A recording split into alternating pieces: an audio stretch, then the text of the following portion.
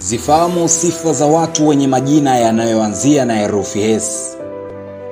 Asante kwa kuwa wa kwanza kutembelea chaneli hii. Kwa support yako ya nguvu, mtu wangu wa nguvu, Sharari, be blessed. Sifa ya kwanza ya mtu mwenye jina linaloanzia na herufi S. Twende kazi. Namba 1 ni watu wenye maamuzi ya ghafla. Kuiweka sawa hii, watu hao wenye jina linaloanzia na herufi S huwa wanakurupuka kufanya maamuzi. Inaonekana pia huwa wanajutia sana baada ya kufanya maamuzi yao. Ushauri ni kwamba wewe dada Salome, Sara, Salima na wadada wote wenye majina yanayoanzia na herufi hii, msemo wa fikiri kabla ya kutenda nadhani unawahusu sana.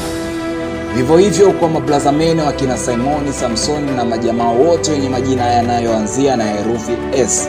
Tafadhali sana, kabla hamjafanya maamuzi, embu tulia kidogo. Fikiria faida na hasara ya maamuzi yako, itakusaidia sana. Maana mnaonekana huwa mnaharibugi mambo.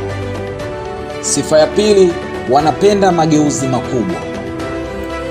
Maana halisi ni kwamba watu hawa na kutawaliwa ni moto na maji. Hawako tayari kutawaliwa kabisa, iwe kwenye mahusiano, kazini. Kama ni kiongozi basi ni mtawala ambaye hapendi kufanya jambo lile lile lilofanywa na wengine. Mageuzi yao ni kwenye kila kitu. Wana uwezo kubadili hata maisha wasioyataka kuhakikisha wanapata wanayoyataka.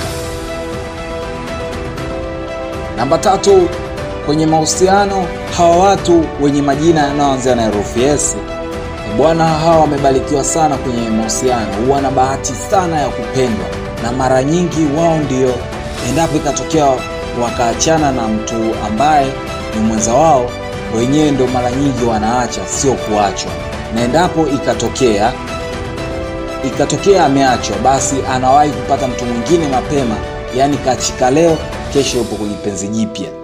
Na wao pia wana mioyo ya kupenda sana, yani wanapenda kwa vitendo. Ndio maana ni ngumu mtu aliyempenda kumwacha mtu huyu mwenye jina linaloanzia na herufi S.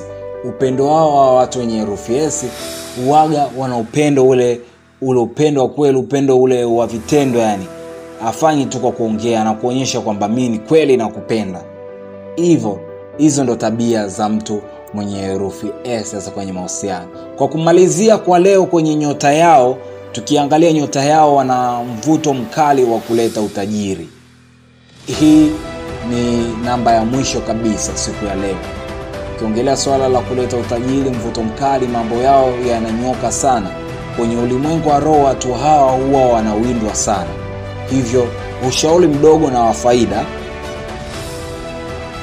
hakikisha unamwomba Mungu sana kwa kila jambo lako ambalo unalolifanya. Maana mvuto wako unaonekana hata kwa macho. Yani mtu tu wa kawaida anaweza kujua kwamba una mvuto kutokana unavyopendwa sana na watu, wateja, na mambo yako namna yanavyonyooka, kuonekana yanavyoenda. Ni rahisi kwa adui yako kukumind. Tuishie hapa kwa leo kwenye herufi hii ya S. Tukutane kwenye herufi zingine. Kama wewe una jina linaloanzia na herufi R, basi umepitwa na video ya jina lako, basi nenda YouTube, kachungulie tu, usikie walau upate kujijua kidogo. Itakusaidia sana ujue jinsi ya kuishi kutokana na namna ulivyo na bahati ulizonazo. Bado tunazidi kuwashukuru wale wote wanaozidi kusupporti kwa kubonyeza neno subscribe. Hakika tunafurahi sana, hasa kwa upande wangu mimi huwa nafurahi sana kuzungumza na watu ambao wanaonyesha support pia.